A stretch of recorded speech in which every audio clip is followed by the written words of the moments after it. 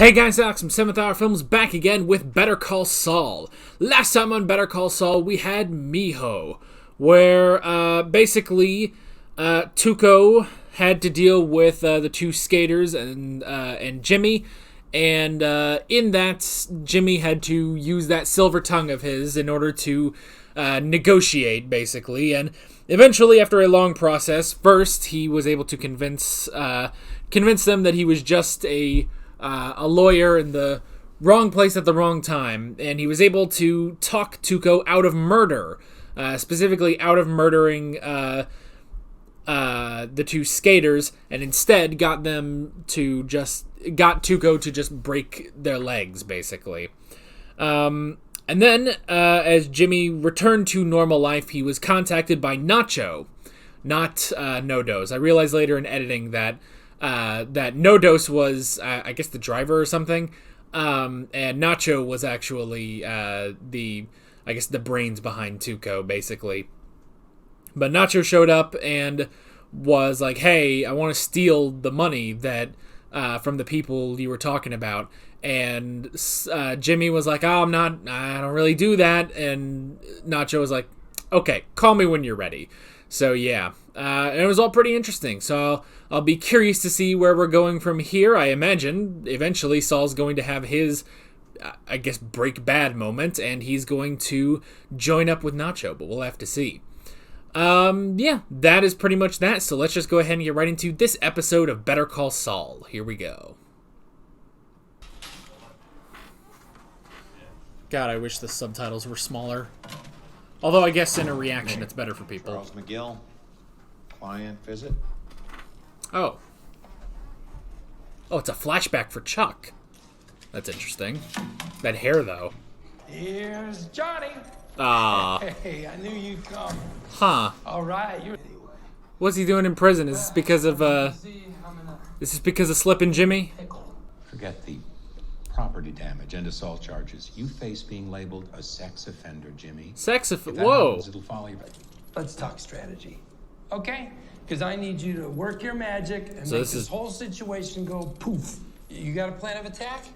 So this is definitely before he became a lawyer. I know I haven't made it easy. Mom took it upon herself to call you. I was just letting her know where I was. You didn't cry to her on the phone? What? No. You didn't cry and beg Mom for help? Oh, so are they brothers? Okay.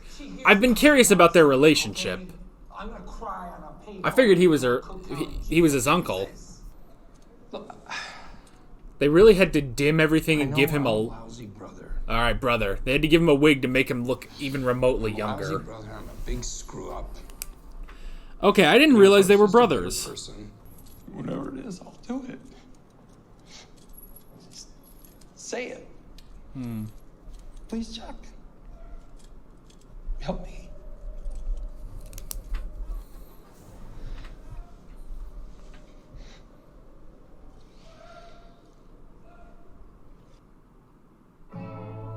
Alright then. And that's why he was so concerned about slipping Jimmy.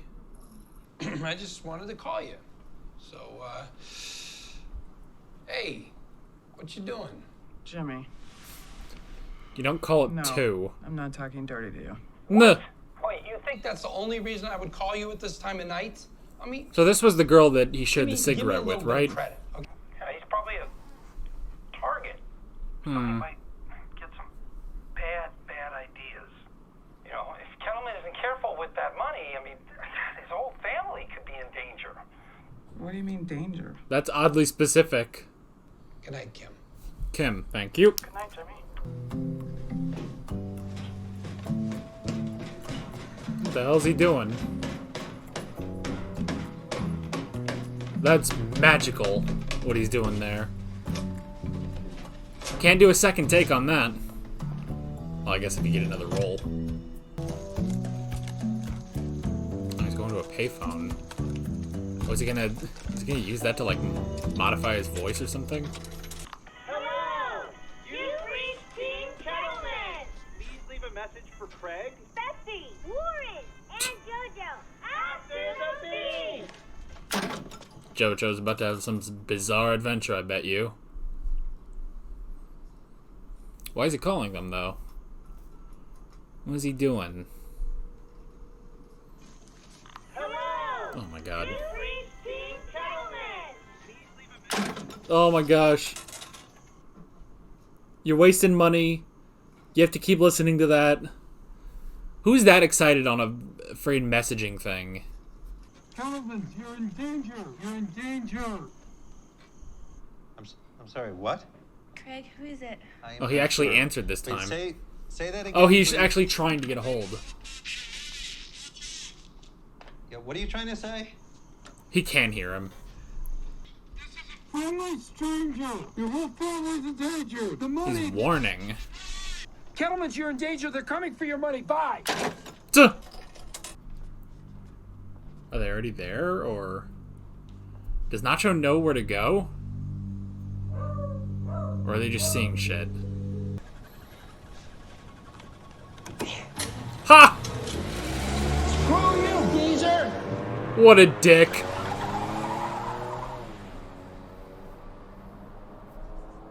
Nuh. I hope that's all Mike is doing this season. The place is ransacked. No sign of the family. There's no note, so we're still figuring it out. Okay. I gotta get back. Everything is gonna be fine. It's gonna work out. I mean, it's not necessarily your... it's a domino chain, though. Hello? Nacho? Nacho. Aww. Was it him?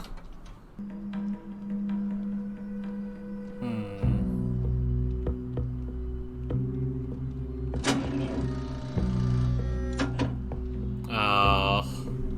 Are they coming for you? Oh, now he's running. Oh, they are here for him. Whoop. God! Help! Help! No! Someone shot me! You guys are cops! Wait, what? They were cops? This is lawyer. Who's lawyer?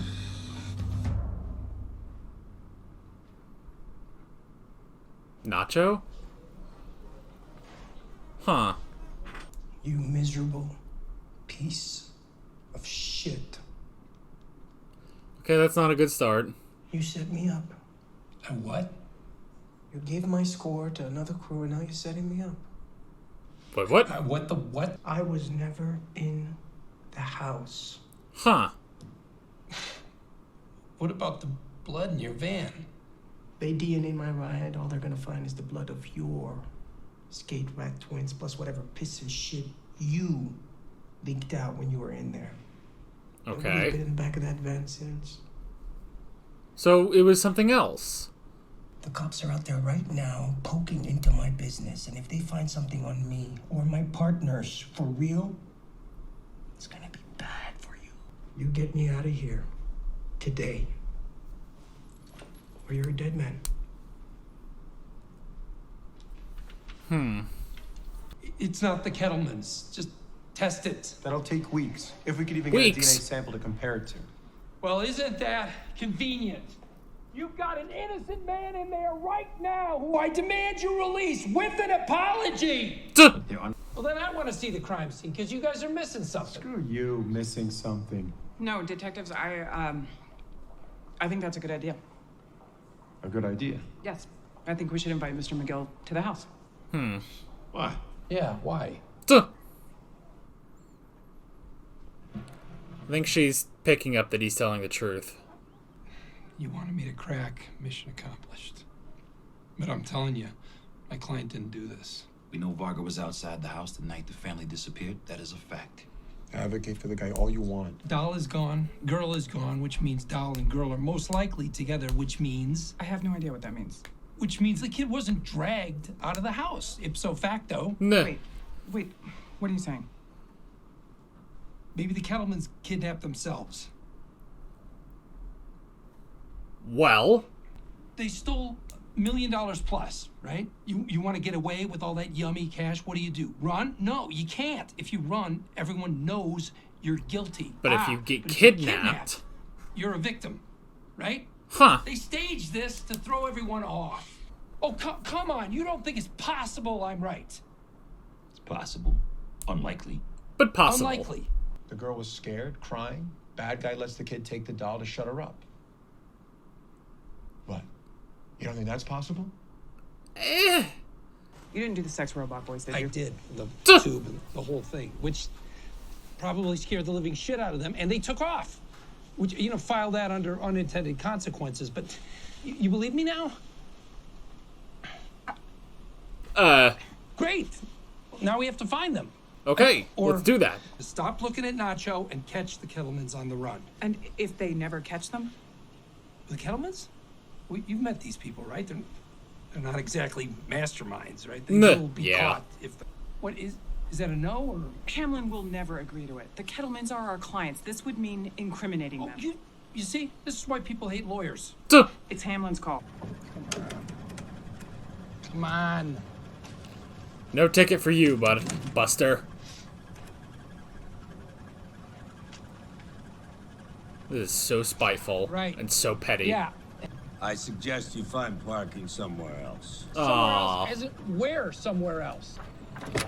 Hey, I'm gonna park right here. I don't think you want to be doing that. Oh, yeah? What are you gonna do? You got a poop-filled diaper in there? You gonna throw it at me? Oh, is he gonna beat his ass? Me to that, huh, geezer? Oh, oh, oh, oh, oh, oh, oh, oh, oh. Oh. Well, whatever your interpretation, it was still an assault. Now, this gentleman is willing to let this go, not press charges, if you help us out. You gotta get your client to tell us where he has the family stashed. Sorry, what? I don't want to press charges. We talked about this. You want to press charges. No. No, I don't. What are you doing, buddy? I thought you had our backs. No, I don't think I said that, buddy. So Buddy. You get a chance to do the right thing and you puss out? Yeah, well, I guess it's my loss. I wonder why. Hey, that family kidnapped themselves. All right, I believe you. No. I knew it! Finally, someone believes me! Why do you believe me? I heard the details. Your story makes sense. Of course it does. Of course it does. Odds are they didn't get out of the neighborhood. What, they come again? Look, bookie disappeared after the Super Bowl.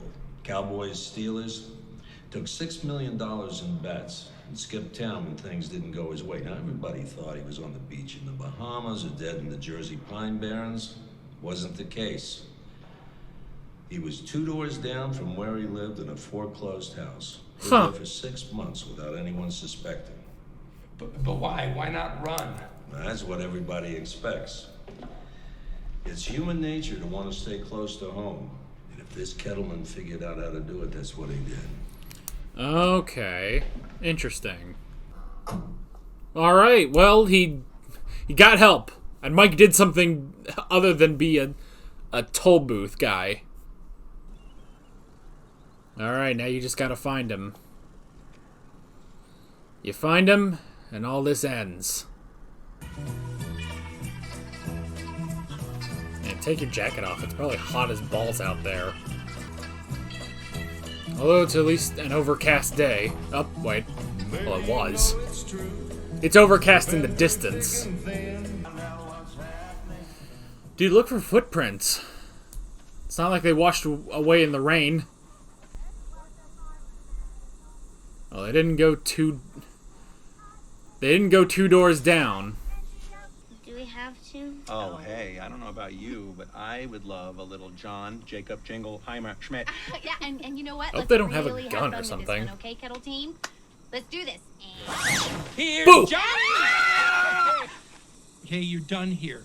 Pack up your stuff, bury your scat, because we're heading back. Civilization awaits. Finally. Nuh. Please, could we just talk this through? It's not an option. Yeah, You no. do this on your own. Kettlemans, we're doing this now! Oh! All the money. Yeah.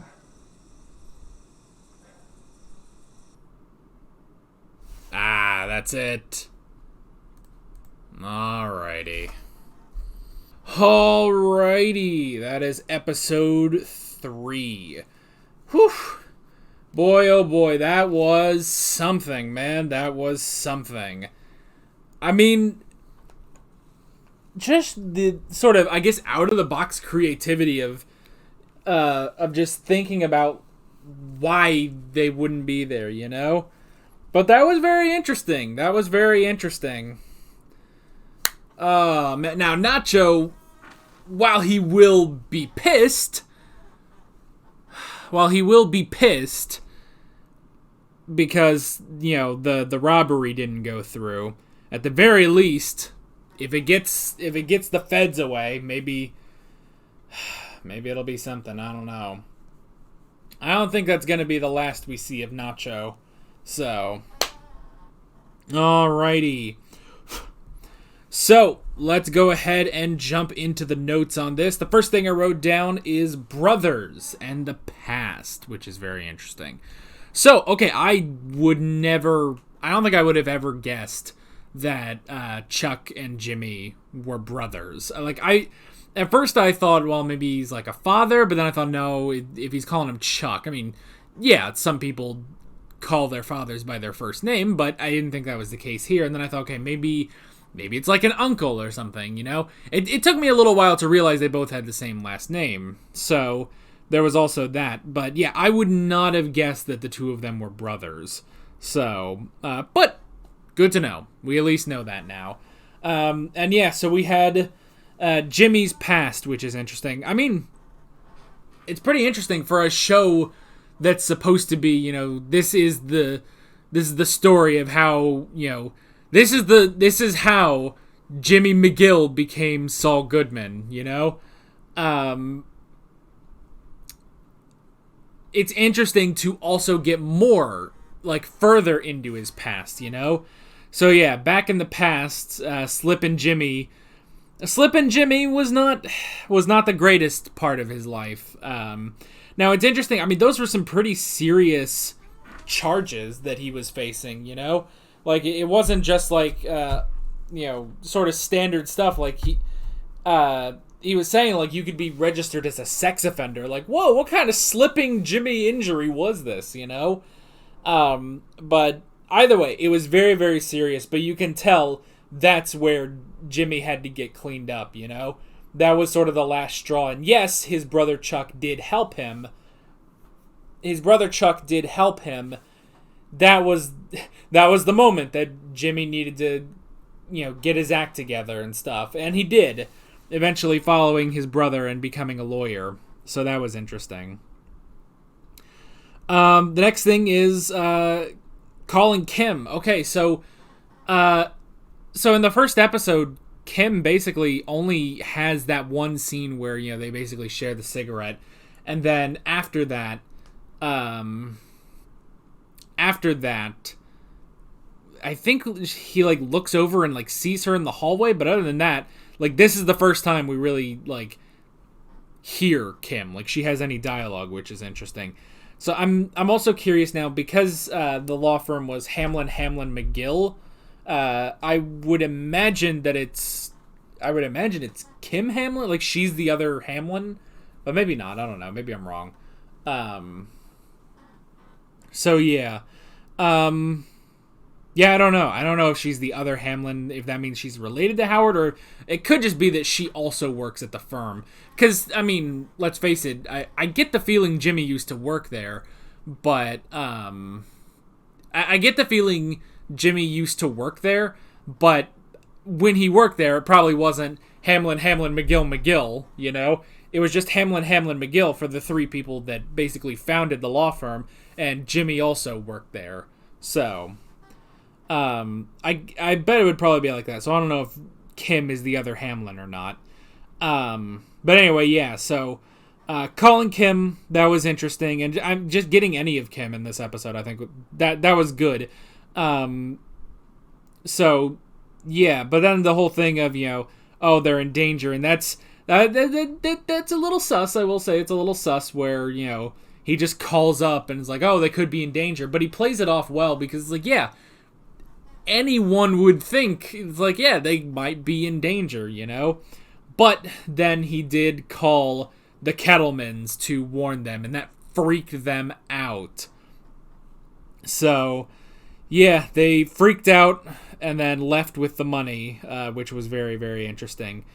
So, yeah, and yeah, it seemed like it was Nacho, but the thing is, he was only there for the money. You know, it seemed like he wasn't going to harm them, if he didn't have to, basically. I would imagine that, I would imagine he was just going to go in, steal the money, and then leave. And like he said, if you steal from a thief, what are they going to do? Call the cops? They're already a thief. You're just stealing something that's already stolen. It doesn't matter, So I don't think Nacho would have taken them if he could avoid it. Now, if things got complicated, then maybe, something would have happened. But I imagine Nacho, considering what we saw of him last episode, I imagine he would have gone in there with the intention of just robbing them, and that's it, But yeah, but still, he got arrested for it, because it did look pretty bad. So they arrested him, thinking that he kidnapped the Kettlemans, and thus, so the whole thing too of, it sounded like, well, there was a rival gang, basically. There could be a rival gang that Jimmy tipped off, but that wasn't it. But yeah, I mean, Nacho, I understand why he would be pissed. He basically says, like, look, I only told one other person of my plan, and now I've been arrested, so I understand, and that's the thing. You can understand the conclusion he gets to. You also understand the conclusion the police get to, But at the same time, there is some evidence. Yes, there is the blood in the van, but it's not Kettleman blood. It's someone else's blood. But that would take too long to figure out. So, but I like, though, going in, when he goes into the house and he sees that the doll is missing, and it's so crazy, but Jimmy's mind has to go to these places, especially with some of the clients he has, where he has to sit there and think, okay, the doll's gone. Most likely, the doll is with the girl. But if that's the case, why would she have the doll if she's been kidnapped? What if she wasn't kidnapped? What if she just is? Because at the very least, he knows for a fact that Nacho didn't do it, He knows for a fact that Nacho didn't do it. So he has to figure out, okay, if Nacho didn't kidnap them, then why are they missing? So that allows his mind to go to this place of, wait a minute, what if they didn't get kidnapped? What if they just ran, So that was very, very interesting. And yeah, in order to keep the girl happy, she takes her doll. But that is a piece that can, lead you to them, basically. So I like that. Good use of Mike in this episode. Again, I was hopeful that just the rest of the season, Mike would only just be in this toll booth until, like, season 2, he finally, like, does more stuff. But this was really, really good, where, he has that conflict with Jimmy, which is interesting. But then he hears everything that Jimmy was talking about, and he does believe it. As crazy as it sounds, he does believe it, So he drops the charges so that Jimmy can go deal with this. And I would imagine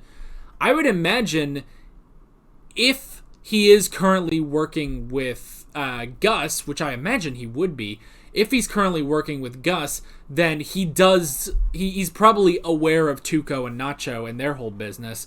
So it would make sense that, he would know basically what Saul is up against. He's up against Nacho, who's pissed and is going to kill him by day's end. So, and the fact that he hears this and is like, yeah, that sounds believable. So I like that he drops the charges because he does believe him, and they go and they work it out, basically, and he figures out, like, yeah, they didn't run very far. They just had to get away from the house, because everyone expects you to run or to be kidnapped, to be far, far away. You don't actually have to be that far away. This is why you always keep a secret room in your house. I wish I had a secret room. But yeah. Not that I would need to use it. I mean, look at me. I watch YouTube for a living. What the hell would I need a secret room for? But it would be nice. It'd be nice just to have a secret room. I don't know, go down, read a book every so often. That sounds lovely, actually. Anywho. But yeah, the whole thing, don't run.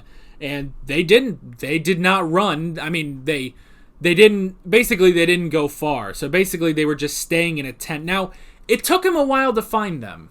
It did take them a while to find him, or to find them, but still, they weren't so far away from their house, basically. And yeah, I imagine they've just been staying in that tent for, well, I guess just a day, basically. Like, they've basically just been out there all day. And yeah, the two kids are like, oh, finally, we can go home, rejoin civilization and stuff. And yeah, they took all the money with them too. They took all the money, and now Saul, I mean, that's the thing, is that even if, like, what are they going to do? Because even if they don't go back willingly, he has a cell phone. He just, calls, Kim or the police or something. Is like, hey, there's a path leading off from the Kettleman house. Follow that path, you'll find us. He just has to stay there. It's over, basically. But nope, they're very stubborn. They're very, very stubborn. But yeah, very, very good episode. I really, really enjoyed this. I like this one. I think this one wasn't as much on, the words that Saul can weave like the last two episodes were, but more of specifically on his mind, the fact that he did go in, he had a fresh pair of eyes, and he saw something specific, and that allowed him to connect the craziest dots together in order to come to this conclusion, And that's just another interesting facet of how smart he is, for being a kind of, I mean, he's kind of an idiot, but he's a very clever idiot in a way. Like, you could honestly say that. And the thing is, you can honestly see this reflected with Walter White in Breaking Bad. With Walter, he would be doing the same thing. It's his mind. You start seeing the gears in his mind turn, and he figures stuff out. And it's the same thing here with Saul, So that I really, really like. And I love, I just love, all the moments in this, the moment with Nacho and Kim, and then a great use of Mike in there, and, how he did basically help out in the end. It's like, you're thinking that they will have left the country. They probably didn't even leave the neighborhood. They are not leaving. They are not going too far, So, yeah, it all worked out. So, I also like just the fact that we are continuing, like, with the whole Kettleman thing into episode 3. I'm wondering how long we're going to keep going on this. Although, after this, they're going to find them with the money. That's pretty bad. I don't know. Like, Hamlin, Mcgill, they might lose this. The firm may lose this case because they have the money. It's right there, plain as day. They have the money. They stole it. So that's that. So yeah, but I'll be very interested to see where we're going next time. Curious if there will be more of Nacho and Tuco and that whole thing, and how this whole Kettleman thing is going to wrap up. So yeah, really good episode. Can't wait to see where we are going next time. So with all that being said, I'm Alex from 7th Hour Films, and I will see you guys next time. Take care. Alright guys, thanks for watching this video. If you want to watch more of my Better Call Saul reactions, there is a playlist on screen, as well as another playlist for all of my Breaking Bad videos. There's also a subscribe button and a Patreon button on screen, as well as other links in the description if you want to go check out any of those. See you guys later.